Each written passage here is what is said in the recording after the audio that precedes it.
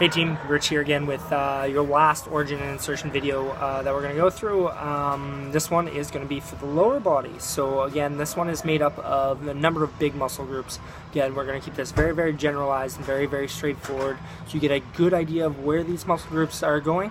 But you definitely want to do a little bit more research on this, especially if you're looking at corrective exercise or if you're looking at going into some type of rehabilitation work with clients. So the first one that we're going into is actually quadriceps, which is 4 muscles put together to create basically the front of your thigh. So we have your rectus femoris, comes down right along the side and into the front. We have your vastus lateralis, which is right beside that, your vastus intermedius, which is along here, and your vastus medialis, which is right along here. So these muscles generally originate kind of in the front lower pelvis and kind of the upper femur, so kind of in this area, and will actually insert down into the top of your tibia. So you can actually feel on your knee where kind of that top part of the quadricep inserts into that tibia there. So the movement pattern for this, it helps flex the femur and extend the knee there.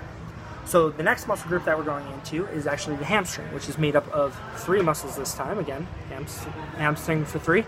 We have your semimembranosus, you have your semitendinosus, and your bicep femoris. So the bicep femoris is the bigger muscle group in this area, and it comes kind of across the hamstring like this, whereas the semimembranosus and semitendinosus both kind of go straight up and down here.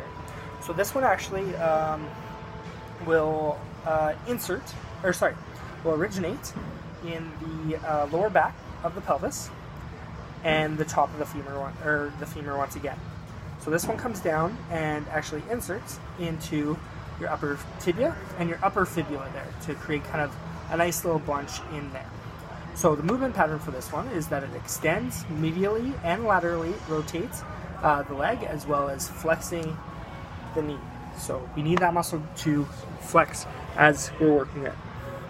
Now the last muscle group that we're looking at is actually the calf, which is made up of 2 different muscle groups. So this one is your gastrocnemius and your soleus.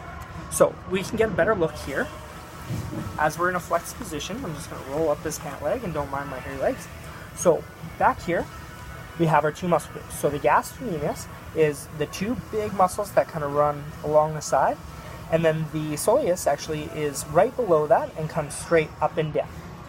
So these, the gastrocnemius, I should say, originates in the lower femur. So it's up a little bit higher, just beyond the knee, and will actually connect down into the heel bone there. The soleus, on the other hand, right along here, that actually originates in the rear tibia and fibula back here, and comes down right into the same area as the gastroc. So these 2 muscles both connect down into that heel bone. Obviously you have your Achilles heel or Achilles tendon just down here as well. So you want to make sure that all those are staying safe. And these 2 muscle groups help together to help plantar flex the foot and the knee. So we need that for ankle mobility. So once again, guys, that's a very generic, very straightforward way of explaining kind of the origin and insertion without going too deep into the anatomy side of things. Definitely look this up. The more you know about the body, the better personal trainer you're going to be in the long run.